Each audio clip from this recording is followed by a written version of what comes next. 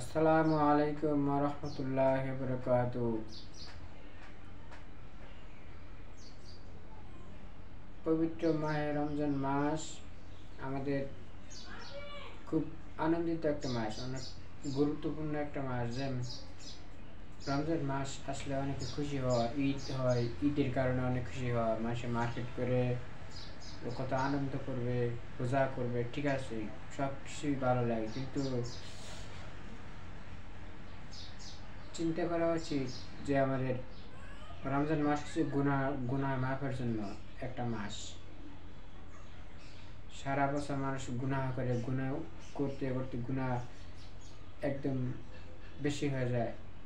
এই জন্য হয়েছে রমজান মাসে যে ব্যক্তি রমজান হায়াতে পাইল সে ভাগ্যবান। যদি সে গুনাহ মাফ করাইতে পারে, গুনাহ মাফ করতে পারে, আল্লাহ তাআলার কাছে ক্ষমা প্রার্থনা উপযোগী হয়, সে ভাগ্যবান। আর যদি কেউ রমজান মাস পাইয়াও যদি গুনাহ মাফ না করাইতে পারে, আল্লাহর কাছে দোয়া করলে, কান্নাকাটি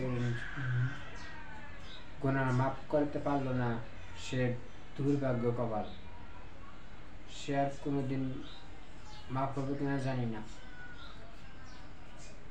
জীবনের যে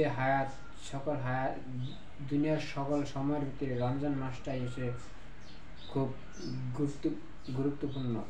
আল্লাহ তাআলা রোজা রাখার কথা বলেছেন, তাকওয়া অর্জন হবে। রোজা রাখলে তাকওয়া অর্জন হবে, আল্লাহকে স্মরণ করা হবে বেশি বেশি।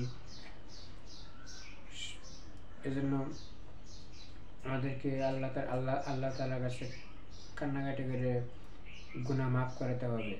রমজান মাস একটা খুব সুন্দর মাস, রহমতের মাস, মাগফিরাতের মাস। আল্লাহ তাআলা এই মাসে কোরআন নাযিল করেছেন। আমাদেরকে আল্লাহ তাআলা সকল আমল করার তৌফিক দিক। আমিন।